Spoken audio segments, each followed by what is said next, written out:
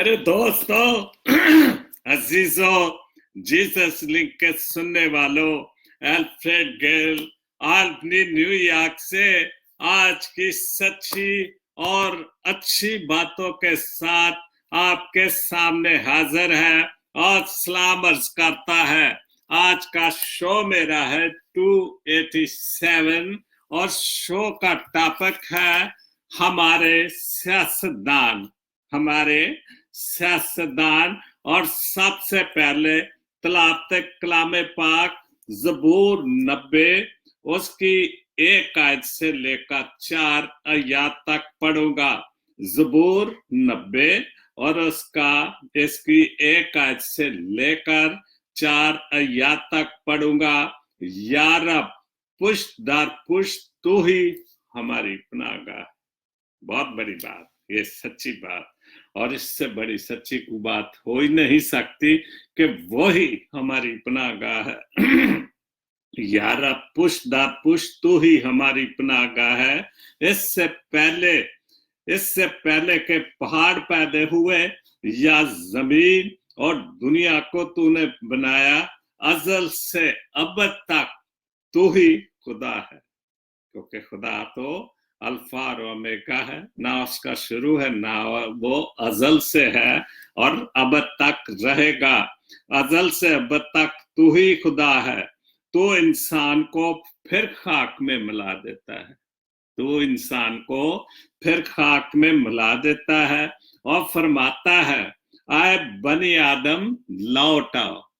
फरमाता है, आए बनी आदम लौट आओ, क्योंकि तेरी नजर में 1000 बरस ऐसे है जैसे कल का दिन और रात, और जैसे रात का एक पहर है।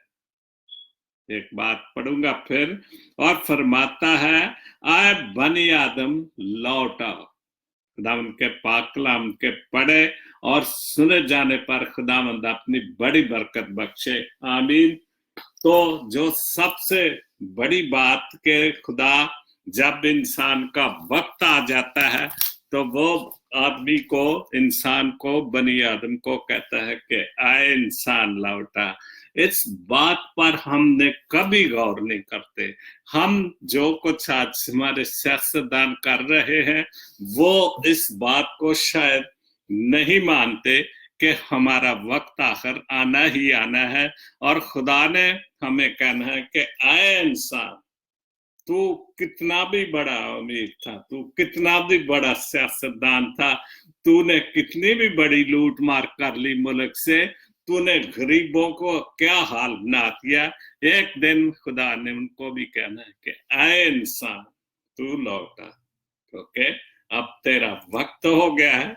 तोरा इस दुनिया से तूने तो हिसाब किताब नहीं होने दिया, लेकिन जो मेरी अदालत में हिसाब किताब होगा वो वहां पर सारा इंसाफ हो जाएगा कि तू झूठा है या अवाम झूठी है या कोर्ट्स झूठी है या कौन सच्चा और कौन झूठा है। ये इंसाफ जो है वो खुदा के पास होगा, क्योंकि वहां तो हमारे अमाल लिखे जा रहे हैं और वो अमाल जब हम जाएंगे वो खुलेंगी, किताबें खुलेंगी और वो अमाल हमारे खुदा के सामने होंगे। तो फिर खुदा बाप सजा और जजा वो देगा। हम दुनियादारी को हम नहीं मानते। उस सबसे पहले जो बात, ये तो खुदा के कलाम की बातें थी, लेकिन सबसे पहले तो ईद बहुत अच्छी चल रही है मुल्क पाकिस्तान में। सारी दुनिया में मैं देखता हूं कि मुल्क पाकिस्तान में बच्चे, बड़े, बूढ़े, जहां जहां भी उनके पास अच्छे से अच्छे पार्क हैं, कराची वाले समंदर में जाते हैं, बच्चे झूले झूल रहे हैं। बहुत खूबसूरत ईद जारी है। खुदा का शुक्र करना चाहिए कि कोई नाखुशगवार वाकया नहीं आया, और ये बहुत बड़ी बात। दूसरी बात, जो सियासतदानों के हवाले से हम हमेशा हर लिहाज से जो है फौज ही कुर्बानियां दे रही है। किसी भी लिहाज। लेकिन अभी जो कुर्बानी उन्होंने ईद पर दी कि अपने कोई बजट उन्होंने नहीं लिया। हालांकि हर साल जब बजट बनता है तो अरबों रुपए जो हैं वो फौज को दिए, लेकिन CNC ने, बाजवा साहब ने, वो बजट उन्होंने कहा कि ये मुल्क और कौम के लिए इस्तेमाल हो, हम जैसे भी होगा हम अपनी जान की कुर्बानी वैसे भी हम लड़ेंगे। बहुत बड़ी बात। लेकिन मुल्की सियासतदानों ने एक किसी ने भी नहीं उनको शाबाश दी कि बहुत बड़ी बात है। मैंने किसी को नहीं देखा, खबरें तो मैं रोज देख रहा हूं, लेकिन मेरा नहीं ख्याल कि किसी जो अपोजिशन के खास तौर पर लोग किसी ने भी उनको शाबाश दी हो कि आपने बहुत बड़ा काम किया है। तो ये है सियासतदान। बल्कि मैं ये कहूँगा ईद शबरात एक ऐसा दिन होता है कि जिसमें हम सबको, दुश्मनों को, दोस्तों को, रिश्तेदारों को गले लगाते हैं। लेकिन हमारे सियासतदान ईद वाले दिन, कल पहला दिन ईद था और हम एक दूसरे को झूठा कह रहे थे, बजाय इसके कि हम ईद मुबारक कहते हैं कि सारा साल खुशगवार रोजे गुजर गए, खुदा की इबादतें की, बहुत कुछ किया। लेकिन सियासतदान मैं ना मानू वाली बात की, उन्होंने किसी बात को भी अप्रिशिएट नहीं किया, इवन ईद को भी नहीं किया। और कल देख रहा था कि उमरान बहुत झूठा है। ठीक है, झूठा होगा, लेकिन एक ऐसा दिन साल में आता है कि जिसमें यही पैगाम दिया जाता है कि हम सबको माफ करके ईद जो है वो गले मिले। तो मैं अपना शो जो बाकायदा शुरू करता हूँ, हमारे सियासतदान, शो तो तकरीबन सियासतदानों पर शुरू हो चुका, बातें तो सबसे पहले सैमसन जीवन वाशिंगटन में है, तो बहुत अच्छे शायर हैं, अभी मेरे दोस्त बने फेसबुक पर, उन्होंने लिखा है, ओढ़े हैं लबादा पारसाई पे दौलत के पुजारी। ये भी सियासतदानों के हवाले से मैं कहूंगा, ओढ़े हैं लबादा पारसाई ये दौलत के पुजारी, चले फरिश्तों के भेष में खुदा को लूटने। क्या बात, चले फरिश्तों के भेष में खुदा को लूटने। खुदा को तो नहीं लूट सकते, इंसानों को बहरहाल वो खूब दोनों हाथों से लूट रहे हैं और किसी भी लिहाज से वो मानने को तैयार ही नहीं है कि हमने ये कोई गुनाह नहीं किया। फिर भी अभी भी जैसे हमारी फौज कुर्बानियां दे रही है, वैसे हमारे गरीब लोग इनके लिए कुर्बानियां दे रहे हैं, उन सबको इकट्ठा करके ले जाते हैं। आज हमारी तारीख है और वो शो करना चाहते हैं नैब को या कोर्ट को या दूसरे गरीब लोगों को, देखो हमारे साथ तो इतने सारे आदमी जमा हो के आए हैं, तो हमें क्यों आप इल्जाम दे रहे हैं कि हमने कोई गलत काम किया है। ये हमारे सियासतदान है। बहुत अच्छे जीवन साहब आपका बहुत दूसरा शेर भी है उनका, इब्ने मरियम बचा ले तू ये कश्ती। बहुत अच्छा, इब्ने मरियम बचा ले तू ये कश्ती, ना खुदाओं के हाथों में चली है डूबने। बिल्कुल, ना खुदाओं हमारे सियासतदानों के हाथों में हमारा मुल्क डूबने जा रहा है। इब्ने मरियम, खुदाम यीशु मसीह कौन था? इब्ने मरियम था, क्योंकि वो इब्ने मरियम के नाम से ही याद किया जाता, क्योंकि वो बिन बाप पैदा हुआ था, मरियम से पैदा हुआ था। तो उसने कहा इब्ने मरियम बचा ले ये कश्ती, ना खुदाओं के हाथ में चली है डूबने। बहुत खूबसूरत जीवन साहब, बहुत अच्छी शायरी। और ना खुदाओं के हमारे सियासतदान जो के दोनों हाथों से मुल्क को लूट रहे हैं या लूट के अपनी सारी दौलत बाहर भेज दी, और मैं ना मानूं कि रट अभी तक भी वो लगाए हुए हैं। सैमुअल कामरान कामनी साहब मुल्तान से बहुत अच्छा उन्होंने लिखा, हमारे सियासतदान के बयान पढ़कर लगता नहीं कि ये कभी तालीम ये कभी स्कूल भी गए थे।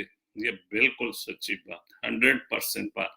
जैसे एक दूसरे को गालियां दे रहे हैं, जैसे एक दूसरे को बुरा भला कह रहे हैं, वैसे तो ये वाकई लगता है कि ये स्कूल नहीं गए, ये दौलत के बलबूते पर, झूठ के बलबूते पर सियासतदान तो बन गए, लेकिन इनमें इंसान और इंसानियत वाली कोई बात नहीं नजर आ रही। और यही कामी साहब ने कहा है कि लगता है कि ये कभी स्कूल नहीं गए।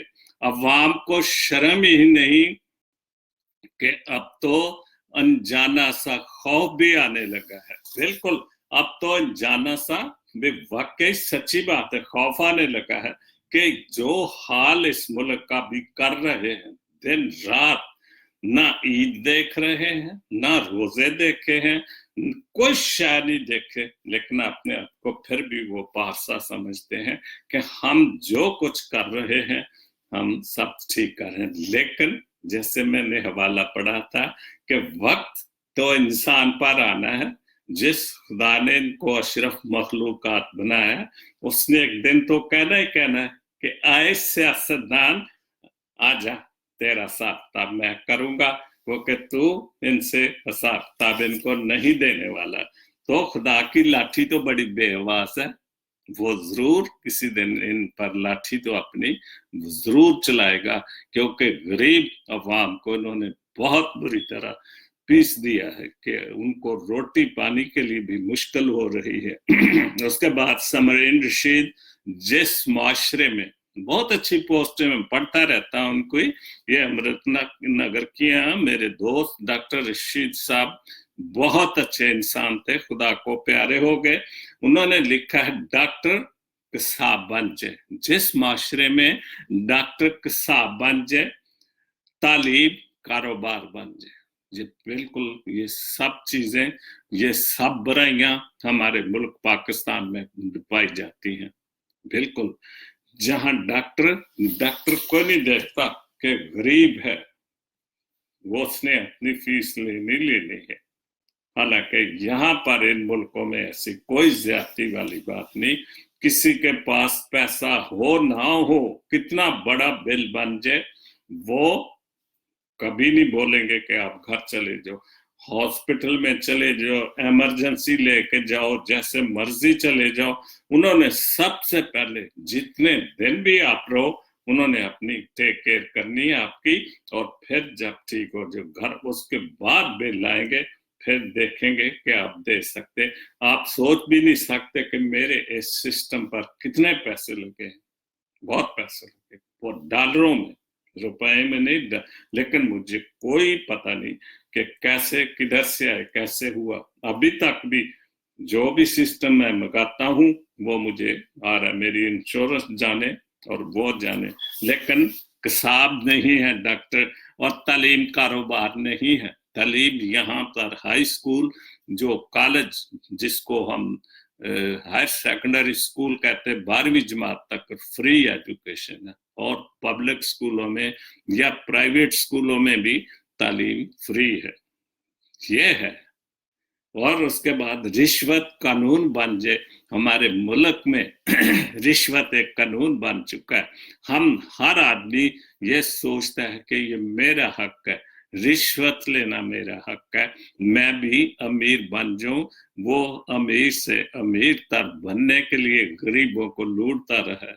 ईमानदार गरीब हो जाए, वाकई जो सच्चे और अच्छे लोग, सच्ची और अच्छी बातें करने वाले, जो झूठ को झूठ नहीं बोलते, सच बोलते हैं, ईमानदार हैं, वो गरीब होते जा रहे हैं, क्योंकि वो किसी से रिश्वत नहीं लेते, किसी को परेशानी जो भी रूखी सूखी मिलती है वो खा रहे हैं। उसके बाद मुल्ला, क्या बात, मुल्ला शैतान बन जाए। आप रोज देखते हैं कि गरीब बच्ची को जो कि कुरान पाक पढ़ने के लिए, उनके पास सिपारे पढ़ने के लिए मस्जिद में जाती है, उनके साथ क्या क्या बर्बरियत कर रहे हैं, क्या कुछ नहीं हो रहा। तो फिर ये सच्ची बात है कि मुल्ला वाकई शैतान बन गए हैं। उसके बाद हरामखोर, क्या बात, यही मेरा टॉपिक है, सियासतदान हरामखोर सियासतदान बन जाए, और ये बिल्कुल सच्ची बात है। अगर वो हरामखोर ना हो, अगर हराम के पैसे ना खाए, तो फिर वो सियासतदान हमारे मुल्क में सियासत बनते ही ऐसे हैं कि सियासत भी एक कारोबार है, तालीम एक कारोबार है, डॉक्टर एक कारोबार है, रिश्वत लेना एक कानून है, ये भी एक कारोबार है। हर चीज सियासतदान कर रहे हैं जिनको जो किसी के काबू में नहीं आ रहे। और एहसास सारी हरामखोर सियासतदान बन जाए, एहसास रिश्तों से खत्म हो जाए। बिल्कुल एहसास वाली जो बात है वो रिश्तों से बिल्कुल खत्म हो चुकी है। बिल्कुल 100% सच्ची बात है। जिस माशरे में जब ये सारी बुराइयां हैं तो फिर ये हमारा माशरा कैसे ऊपर आ सकता है? क्योंकि जब तक ये सारी बुराइयां खत्म नहीं होगी कभी भी हमारा मुल्क या हमारे लोग या हमारे गरीब लोग कभी भी वो ऊपर नहीं आएंगे और ना वो तरक्की कर सकते हैं। बहुत खूब। वो माशरा जिसमें ये सारी बुराइयां हैं, वो माशरा कभी भी खुशहाल नहीं होगा। बहुत खूबसूरत शमरीन रशीद। उसके बाद हम लोग नेक बनना नहीं, बस नेक दिखना चाहते हैं। बिल्कुल सच्ची बात।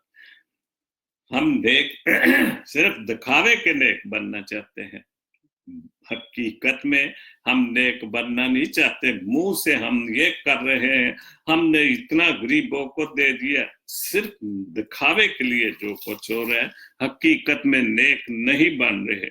बस नेक दिखना चाहते हैं कि लोग हमें जाने कि ये वाकई बहुत नेक आदमी है, बहुत अच्छा आदमी, बहुत पुरखलूस आदमी है। अगर आपने अरबों के रुपए से को 10-20 हजार गरीबों को दे दिया तो कौन सा मार का मार गया? और गरीब लोग तो गरीब होते हैं, उनको रोटी मिल जाए तो उन्होंने तो तारीफ ही करनी है आपकी। और नेक कहलाना चाहते हैं, बिल्कुल थोड़ी बहुत ही खैरात करके कि हमें लोग नेक कहें। और ये मुनाफिकत की सबसे आला दर्जा है, ये मुनाफिकत का कि नेक बनना, नेक दिखाई देना, लोग हमें माने कि हम नेक हैं, ये मुनाफिकत का सबसे आला जो है वो दर्जा है। उसके बाद बिशारत गिल साहब बहुत अच्छे शायर हैं। 70 का गंध, मतलब 70 साल, अभी बल्कि 73 साल का गंध, उससे घोलने में वक्त तो लगेगा। अभी इमरान खान को 8 महीने 9 महीने हुए हैं को, और वो सारा 70-73 का गंध जो है वो उस पर डाल रहे हैं ना। ये अगर कहूं तो बुरा नहीं मानना, क्योंकि 8 महीने में जो बिगड़ा हुआ मुल्क है वो 8 महीने में तालीम कैसे शुरू कर देगा? अच्छी तालीम स्कूल कैसे ले आएगा जबकि उसके पास पैसे भी नहीं है?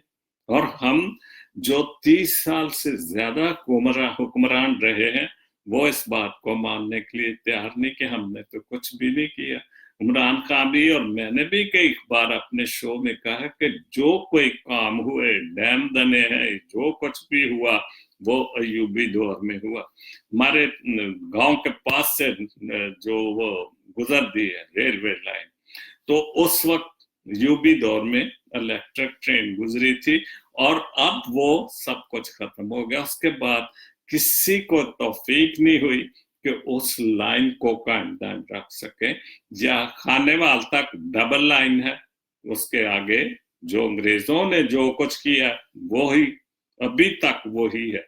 हमें ये तौफीक नहीं हुई कि हम इस गंद को साफ कर सके, सिवाय इसके कि शहरों के नाम बदले या जगह के नाम बदले, पार्कों के नाम बदल गए जो उस वक्त के अंग्रेजों के नाम थे। ओए आखिर में लिखते हैं बिशारत साहब, ओए बोलो तो सही, लेकिन हम बोलने वाले नहीं, चुप करके बर्दाश्त करने वाले हैं। उसके बाद दूसरी पोस्ट बिशारत गिल की, चेयरमैन नेब के बिना स्कैंडल में मेरे बनने वाले स्कैंडल के लिए निशानियां हैं कि कैसे एक पल में चेयरमैन बेऐब बन जाता है। रोलते गए पचास बढ़िया। ये नैब का चेयरमैन किन्होंने बनाया था? ये नैब अदारा किन्होंने बनाया था? ये नवाज शरीफ साहब के बना। और जाते वक्त जब हुकूमत खत्म होने वाली थी तो ये जो नैब के चेयरमैन हैं ये भी उन्होंने बनाए। अब नायब के चेयरमैन अपने कानून के मुताबिक जो कुछ कर रहे हैं, अब नायब उनको बहुत बुरा लगने लग गया है कि काला कानून क्या क्या नहीं उस पर इल्जाम लगा रहे कि किसी ना किसी तरीके से ये उतर जाए तो शायद हम बन जाए। तो अगर नैब का उतर जाएगा तो दूसरा आ जाएगा। दूसरे खुदा की लाठी तो बेआवाज है, नैब से बचेंगे लेकिन उस खुदा से तो नहीं बचेंगे, वहां तो हिसाब देना ही देना है। तो ये है हमारे मुल्क के सियासतदान। उसके बाद बिशारत गिल दो शेर हैं, ये जुल्म और जबर के मौसम में बंजर नहीं जाती, ये जुल्म और जबर के मौसम हो बंजर नहीं जाती, नजरअंदाज होने से सदाकत मर नहीं जाती। ये जो है नजरअंदाज होने से जो सदाकत है, जो सच्चाई है, जो सच्ची और अच्छी बातें हैं वो मर नहीं जाती। वो जो सच्चाई है वो तो कायम ही रहनी है, चूंकि खुदा सच्चा है, खुदा तो झूठा नहीं। जो कुछ भी हम चला रहे हैं वो इस बाइबल मुकद्दस से, या जो भी आइन बने हैं वो खुदा के हुक्म से, क्योंकि पुराने अहदनामे में खुदा के आइन चलते थे, उसके बाद से आइन चलते शुरू आ रहे हैं, और हम उसको तो झूठा नहीं कर सकते, सच्चाई तो नहीं मर सकती। इसलिए जुर्म हो जबर हो जो मर्जी हो, जो नजरअंदाज होने से सदाकत मर नहीं जाएगी, जो सदाकत है सच्चाई है वो खत्म नहीं हो जाएगी। दूसरा शेर है नगाह वैसे तो पूरे शहर की निगरान ठहरी है, नगाह वैसे तो पूरे शहर की निगरान ठहरी है, मगर अपने गिरबान की तरफ अक्सर नहीं जाते। हम दूसरों को देखते हैं लेकिन अपने गिरबान में हमारी निगाह नहीं जाती। जैसे बाइबल की बात है, हम अपनी आंख का तिनका नहीं देखते और दूसरे की आंख हम सटीक देखते हैं। ये हमारी जो औकात है, ये हमारी सोच है कि हम दूसरे की बुराई को खूब उछालते हैं, और ये हम अपना फर्ज अवलीन समझते हैं कि जितनी भी बुराई अच्छा लो, और खास तौर पर सियासतदान, और इस सियासतदानों की वजह से हमारी नस्लें तबाह हुई, और अब वो भी झूठ पे झूठ बोल रहे हैं क्योंकि उन्होंने सीखा ही सब कुछ यही कुछ है।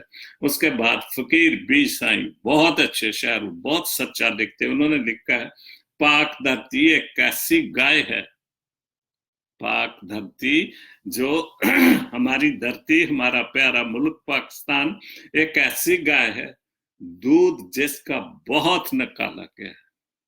हमारे मुल्क की गाय, जो हमारा मुल्क एक गाय की तरह मिसाल दी है कि जहां से सियासतदानों ने जितना भी उस गाय का दूध निकालते हैं, निकालते ही जा रहे हैं, निकालते ही जा रहे हैं। 73 साल से उस गाय से वो दूध निकालते जा रहे हैं और बहुत निकाला गया। उसके बदले में जितना चाहिए था उतना चारा मगर ना डाला गया। जो कुछ ईमानदारी का चारा इस मुल्क को देना चाहिए वो नहीं, सब झूठ का। और उस गाय को जो मिसाल दी है वो दूध निकालते जा रहे हैं, जितना भी निकाल सकते हैं निकालते जा रहे हैं, और बाहर के मुल्कों में वो दूध बेचते जा रहे हैं। अब जो बछड़े वो भी लागर हैं, वो जो उसके बच्चे हैं बछड़े हैं लागर हैं, क्योंकि दूध तो सारा निकाल लिया, वो बेचारों के लिए कुछ बच्चे नहीं, गरीब लोगों के लिए तो कुछ बच्चे ही नहीं, और वो लागर हैं, वो भूखे मार रहे हैं। उनको भी बट ठीक ना पाला गया, और उन गरीब लोगों को भी ठीक से नहीं पाला गया। ये हमारे सियासतदानों के सारे मसले मसाइल हैं। उसके बाद साइमन सोथरा, अगर आप समझते हैं कि रब ने आपके गुनाह माफ कर दिए हैं तो यकीन जानिए कि बाकी गुनाहगारों का भी वही रब है। बिल्कुल, अगर हमारे सियासतदानों के गुनाह माफ हो गए हैं, वो समझते हैं कि हमने जो कुछ किया ठीक किया, हमें माफी मिल जाएगी, तो अगर उनके गुनाह माफ हो जाएंगे तो खुदा तो सबका है, मेरा भी, आपका, गरीब हो अमीर हो, खुदा तो सबका है। वो अलग बात है कि हम अमीर कैसे बने, कैसे बने हैं, क्योंकि मैं अक्सर कहता हूं कि गांव के रहने वाले गरीब लोग होते हैं, उनकी जमीनें उनके पास होती हैं, और जब कोई वक्त आता है शादी ब्याह, या पुराने जमाने में जो बच्चों को बड़े दूसरी कॉलेजों में भेजते थे, हॉस्टलों में भेजते थे, वो जमीन को गिरवी रख के या जो कुछ भी उसी जमीन को गिरवी रख रख वो पैसे निकालते थे। और यही हाल हमारे मुल्क का कि इन सियासतदानों ने हमारे मुल्क को उस जिम्मेदार की तरह गिरवी रखते जा रहे हैं और अपने बैंक भरते जा रहे हैं, क्योंकि उनके पास और कोई चारा ही नहीं कि इस जमीन को, इस खित्ते को बेचकर और इसको जो हम अपनी दौलत भरते जाएं और नाम लेते हैं पाकिस्तान का, इलाज बाहर करते हैं जाके, बच्चे बाहर पढ़ाते हैं जाकर, और उनका जब रिटायर हो तो मतलब है कि हम वहां जाकर अच्छी जिंदगी गुजारें और मुल्क को जितना भी लूट सकते हैं वो लूट के ले जाएं। ये है हमारे सियासतदान। शहजाद गिल गुनाह नहीं छूट रहा, ये फिक्र की बात है, ये बिल्कुल सच्ची बात है। गुनाह नहीं छूट रहा, ये फिक्र की बात है, मगर ज़मीर मलामत भी नहीं कर रहा, ये खतरे की बात है कि हम गुनाह पे गुनाह करते जा रहे हैं, हमारा ज़मीर मुर्दा हो गया है। और बड़े खतरे की बात यह है कि हमारे ज़मीर जो है वो मलामत भी नहीं करते, हालांकि ये बहुत सच्ची बात है कि जब आप कोई बुराई करते हैं, गुनाह करते, तो आपका ज़मीर जो है अगर वो जागता है तो वो मलामत करता है कि आपने गलत किया। फिर आप एकदम खुदा के सामने चले जाते हैं कि हमें माफ कर दे खुदा बाची, हमसे गलती हुई। अगर ज़मीर जिंदा है, लेकिन चूंकि ज़मीर मुर्दा हो चुका है, इसलिए जैसे हमारे सियासतदानों की ये सोच नहीं है, क्योंकि उनके ज़मीर मुर्दा हो चुके हैं, और ये सबसे बड़ी खतरे की बात है। उसके बाद फकीर बी साई ने बहुत अच्छा लिखा, मैं ये सब मुझे बहुत अच्छे टॉपिक खुद ही मिल गए। हिंदू कुलज़म के नवाले, हिंदू कुलज़म के नवाले से उन्होंने ये जो कलाम लिखा, सौ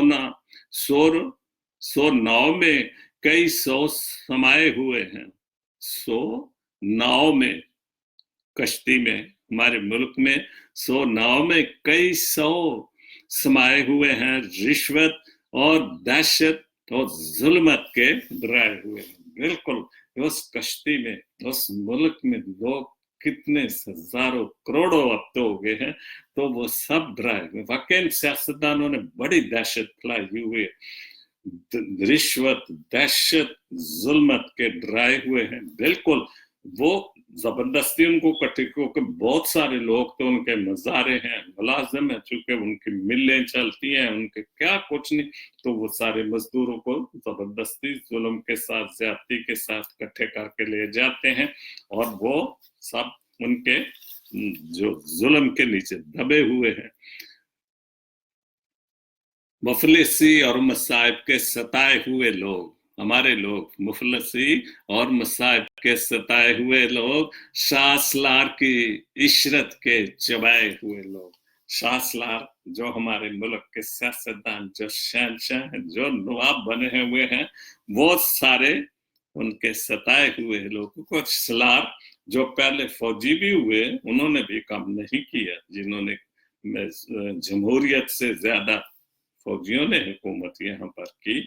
और उनके दौर में, जिया साहब के दौर में क्या हुआ, जो को मुल्क में बर्बादी हुई उस वक्त से, वो अभी तक कायम नहीं हो रहा मुल्क, क्योंकि उसके दौर में बहुत ज्यादा इस्लामी लोग आए, जो मजहबी लोगों को उसने बहुत ज्यादा, और जो आज वो जो जिहाद के नाम से लोगों को मार रहे हैं, और ये सब कुछ सलारों की वजह से भी हुआ है।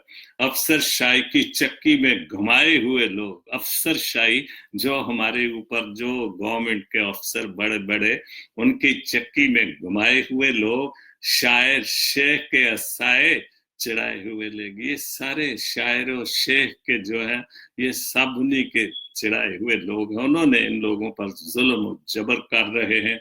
अपने अफलास की अजमत में नहाए हुए लोग, जो अपने बुजुर्गों के जिन्होंने ये मुल्क बनाया था, ये उन्हीं के सब कुछ अपने इस्लाफ की उनकी अजमत में ये नहाए हुए लोग हैं कि उन्होंने इनके लिए मुल्क हासिल किया। सोख्ता जान जलाकर बजाए हुए लोग, ये लोग जो अपनी जानें कुर्बान की या हमारे इस्लाफ ने, हमारे बुजुर्गों ने, कायदे आजम ने, जिन जिन लोगों ने, तो ये सब उनके लिए जो है वो जान देते जा रहे हैं। लेकिन मुल्क के जो सियासतदान है उनको इसकी कोई कदर नहीं। जज्बा तौलीद मुसलसल में उगाए हुए लोग, दिल की आवाज को सीनों में दबाए हुए लोग, जो चूंकि इतने वो दबे हुए हैं कि उनकी आवाज जो सीनों में दबी हुई है, डर खौफ की वजह से वो इनके खिलाफ नहीं उठ रहे, क्योंकि उनको पता है कि जुल्म कोई ना कोई ऐसा तरीका हो जाएगा, क्योंकि इनके हाथ बहुत लंबे हैं, दहशत गर्दों तक इनके लोगों के हाथ है कि कोई भी आवाज उठाएगा तो खत्म, उसी वक्त उसको खत्म कर देंगे। इसलिए लोग जो हैं वो बहुत दबे हुए, दिल की आवाज को सीनों में दबाए हुए लोग, गम की तहरीर को चेहरों पे सजाए हुए लोग, जो इनके चेहरों पर गम और गुस्से की जो चेहरों पे तहरीरें हैं, आप चेहरे पढ़ सकते हैं, अपने मुल्क में जाएं तो देखें, या जब वहां लोग रहे हैं देखें कि उन पे चेहरे आप पढ़ सकते हैं कि कितने मासूम हो गए हैं ये लोग। लेकिन वो बोल नहीं सकते, जुर्रत नहीं कर सकते, क्योंकि इन्होंने लोगों को इतना जुल्म और जबर कर दिया है कि लोग अब अपने बच्चे पाले या इनको दबा, इनके लिए क्या करेंगे, उन्होंने इनको दबा दिए। एक नए ख्वाब की दहलीज पे आए हुए लोग हिंदू कुलजम के नवालों में बदल जाते हैं, हिंदू कुलजम के नवालों में बदल जाते हैं। आए खुदा ये तेरे ही बनाए हुए हैं, खुदा बाप जी ये तेरे ही बनाए हुए लोग हैं, जिन पर इन सियासतदान ने इतना जुल्म और जबर किया हुआ है कि वो सब मफलसी में, गुर्बत में, जुल्म ने सताए हुए लोग जो हैं वो सब तेरे ही बनाए हुए। लेकिन जिस दिन तूने इनकी आवाज सुन ली तो फिर इनकी तो फिर बल्ले बल्ले हो जाएगी सियासतदानों के, क्योंकि तूने जिस दिन इनको बुला लिया कि आए इंसान बस कर, आजा, अब तेरी दुनिया, इस दुनिया में तेरा कोई काम नहीं, अब हिसाब ऊपर होगा। तो बहुत खूब फकीर भी साईं बहुत अच्छा लिखते हैं, उर्दू मेरी दोस्त उसने तो जमाने में, इसलिए तो जमाने में अजनबी हूं मैं, इसलिए तो जमाने में अजनबी हूं मैं, के फरिश्ते हैं सारे लोग, आदमी हूं मैं। बिल्कुल सारे लोग, हमारे मुल्क के बड़े बड़े सियासतदान, बड़े बड़े पेटों वाले जो हैं, वो क्या बात है, जमाने में वो फरिश्ते हैं, वो अपने आप को फरिश्ते समझते हैं, वो अपने आप को मुल्क की जो वीआईपी वहां कहते हैं, वो अपने आप को वीआईपी अव्वल दर्जे के जो वो समझते हैं। और फरिश्ते हैं सारे, आदमी हूं मैं, वो सारे फरिश्ते हैं, और हम जैसे गरीब लोग आदमी हैं जिनकी कोई कदर कीमत नहीं उस मुल्क में। तो उसके बाद बहुत अच्छे जो सियासतदान, जिजाम मारिक ने, मैंने ये पहले भी पढ़ा था, तो लफ्ज जिंदा रहते हैं, मुझे नहीं पता लोग मेरे बारे में क्या कहते हैं, मुझे नहीं पता कि मेरे बारे में लोग क्या कहते हैं, लेकिन मेरे अल्लाह को पता है कि मैं किसी का बुरा नहीं सोचता। ये उस खुदा बाप को पता है कि हम जो कुछ कर रहे हैं वो ठीक कर रहे हैं, गलत कर रहे हैं, क्योंकि वो दिलों के राजों को जानता है और वो ही हिसाब किताब लेगा। इसलिए मुझे नहीं पता, किसी को नहीं पता कि लोग मेरे बारे में क्या कहते हैं, वो तो उसको पता है, जो कहते हैं अच्छा कहते हैं। लेकिन चूंकि हमारी बुराइयां इतनी, हम किसी को अच्छा कहते नहीं, कोई भी अच्छा काम करे हम उसकी बुराइयां शुरू कर देते हैं, ताकि ये जो अच्छे काम कर रहा है इसको क्यों अच्छे कर रहे, इसको लोगों के सामने बुरा बना। उसके बाद सियासतदान जिजाम आइजक साहब ने बहुत अच्छा लिखा, आज मैं सियासतदान दा एक सच्चा किस्सा कढ़िया है। अज मैं सियासतदान दा एक सच्चा किस्सा कढ़िया है, भुखी नंगी पब्लिक दा इन्ना तो सीना सड़िया है। बहुत अच्छा, मैं भी मेरे ख्याल 2-3 शो पहले मैं पढ़िया थे, चूंकि मेरा शो सियासतदान आंदा सी तो मेरे ज़हन च एकदम आ गया कि जिजाम आइजक साहब ने बहुत अच्छा सियासतदाना ते लिखा, तो मैं दोबारा वही पढ़ांगा। अज मैं सियासतदाना दा एक सच्चा किस्सा कढ़िया है, भुखी नंगी पब्लिक दा इन्ना तो सीना सड़िया है। दुनिया जकड़ी इन्ना ने रब नू लत्तों फड़िया है। दुनिया इन्ना ने जकड़ी, वाकई सारी जकड़ी दुनिया जगड़ी इन्होंने रब नू लत्तों फड़िया है। दर्द इंसानी खिदमत वाला संगलां दे नाल जड़े। बिल्कुल ना दा है कैसी लोकां दी है कर रहे, लेकिन सब कुछ एवें किस्से कहानियां ने, एक दूजे नू गालां कड्ढण, ये सच्ची गल तुहाडे सामने। हुण ते लुकी छिपी गल ही कोई नहीं, हुण ते टीवी 24 घंटे चलदा ते चैनलां दी भी कमी नहीं। बहुत जिथे मर्जी जाके जदों मर्जी खबरां सुन लो तो तुहानूं सब कुछ उन्हां दीयां गालां ते जो कुछ कर रहे ने नजर आ रहा है। एक दूजे नूं गालां कड्ढण, चावां गिट्टे पैंदे ने। इन्हां कोलों अल्लाह माफी, इन्हां कोलों अल्लाह माफी। अज शैतान भी डरे, मोस्टली कोई गल होवे ना ते पंजाबी अल्लाह माफी अल्लाह माफी अल्लाह माफी, ते आइजक साहब कह रहे कि इन्हां कोलों अल्लाह माफी, शैतान भी इन्हां को डरदा वे, क्योंकि इन्हां दीयां गल्लां ही इन्नियां हो गईयां ने। जलसे कर कर लोकां नूं अखियां विच, जलसे कर भी सारी जलसे कर लोकां दी अखियां विच मिट्टी पांदे ने।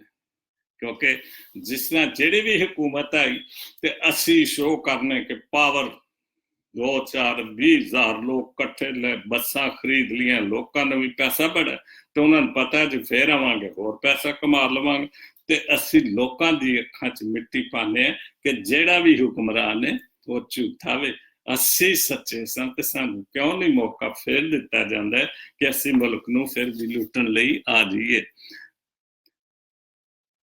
जलसे कर लोकां दी अखियां च मिट्टी पांदे ने, हर एक नूं रोटी कपड़े कोठे दा किस्सा फड़िया, हर एक ने रोटी कपड़े ते कोठे दा किस्सा फड़िया, लेकिन होया अज तक कोई भी नहीं। पीपल्स पार्टी दा नारा सी ते अज की बीबी ओदी जरदारी दी भैन कह रही सी असी कराची नालों वध पीपल्स पार्टी कुछ नहीं, ते 10 साल हो गए ने कराची नूं इन्हां दी हुकूमत, ते कराची रुलता ही जा रहा, झूठे बयान दे जाते हैं। ये मकार मदारी, क्या बात है, ये मकार मदारी मिठियां मिठियां गल्लां करदे ने, ये मकार मदारी मिठियां मिठियां गल्लां करदे ने। रखवाले यार मलम्मा मुंह ते हमदर्दी दा चेहरा है, वेखो यार मुअल्लम मुंह ते हमदर्द, मुंह ते मतलब साडे चेहरे ते जो एक मुलम्मा या जो भी चीज चढ़ी है वो तो नजर आती कि असी मूँह तो असी किन्ने शो करने कि असी गरीब लोगों के किन्ने सारे हमदर्दी है।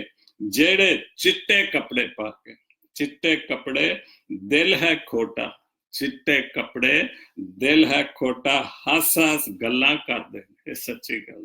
तुहाडे कोल जदों वोट लेना ना तो फिर वो गरीब बन जाते ने ते तुहानू अमीर बना देंगे, तुहाडियां मिन्नतां करते ने कि सानू वोट दो, चिट्टे कपड़े पा के आ जाते ने ते गल्लां खोटियां ते चठियां, लेकिन तुहाडे कोलों हस हस के तुहानू बेवकूफ बना के वोट लै जांदे ने। इन्हां कोलों पुछ जिजाम सूरज अज दा चढ़िया, इन्हां कोलों पुछो, इन्हां सियासतदानां कोल पुछो कि अज सूरज चढ़िया कि नहीं चढ़िया, क्योंकि वो अपने आप को खुदा समझते हैं। इसलिए जिजाम साहब कह रहे कि इन्हां कोलों पुछो कि सूरज चढ़िया कि नहीं, रात पई है कि नहीं पई, दिन चढ़िया कि नहीं दिन चढ़िया, चुके वो अपने आप ਨੂੰ बहुत ज़्यादा खुदा समझते ने। उसके बाद जान मंटो साहब की बड़ी अच्छी आखिरी पोस्ट है, सारे मसाइल का हल लोकल सतह होता, कितने फख्र की बात है, कितने फख्र की बात है। मिनॉरिटी एमएनए ने मोहल्ले गटर का मसला कौमी असम्बली में था। ये हमारे जो मिनॉरिटी के सियासतदान है वो अभी तक औरतों को बड़ा मसला ठा ही नहीं सकते। जब से मैंने होश संभाला जी हम गटर ठीक कर रहे हैं, चूंकि हमारे ज़हनों में मेरे ख्याल है वो गटर समाया, वो गंदगी समाई हुए, तो असेंबली में भी हमने ये क्यों नहीं मसला उठाया जी हमारे इतने कैदी हैं योहन्नाबाद के, जोसेफ कॉलोनी के, शांति नगर पे इतने लोग मर रहे हैं, उनके लिए कोई बात नहीं हुई, और हमारे सियासतदान गटर की बात ही कर रहे हैं कौमी असम्बली में, ताकि जो हमने कोई फंड मिले ताकि हम जी अपनी जेबें भर ले। ये हमारे सियासतदान है कि गटर की बातें कौमी असम्बली में भी जाके कर रहे हैं। मैं तो ये बिल्कुल सच्ची बात हो सकती है, मंटो साहब ने जो लिखी कि उनकी पोस्ट समझने वाली होती हैं, तो 2-4 लाइन में लिखते हैं लेकिन बहुत कुछ उसमें चीजें समाई होती हैं। तो ये बात मैं समझता हूँ इसलिए उन्होंने की कि हमारे कौमी असम्बली में या सूबाई असम्बली में जो लीडर हैं कौम की बात नहीं गटर की बात ही अभी तक भी कर रहे हैं। खुदा आप सबको बड़ी बरकत दे। और मैं फिर एक बार अपने मुस्लिम भाइयों को ईद मुबारक कहता हूँ, और तमाम फौजी जवानों को जिन्होंने मुल्क के लिए इतनी बड़ी कुर्बानी दे दी है कि उन्होंने कोई बजट पूरे साल का, उन्होंने जो भी बजट होगा उन्होंने गरीब लोगों के लिए दिए, लेकिन हमारे गरीब लोग उनको सलाम करते होंगे लेकिन हमारे सियासतदान सलाम नहीं करते। तो खुदा आप सबको बड़ी बरकत दे। God bless Pakistan. God bless Jesus Link TV. आमीन।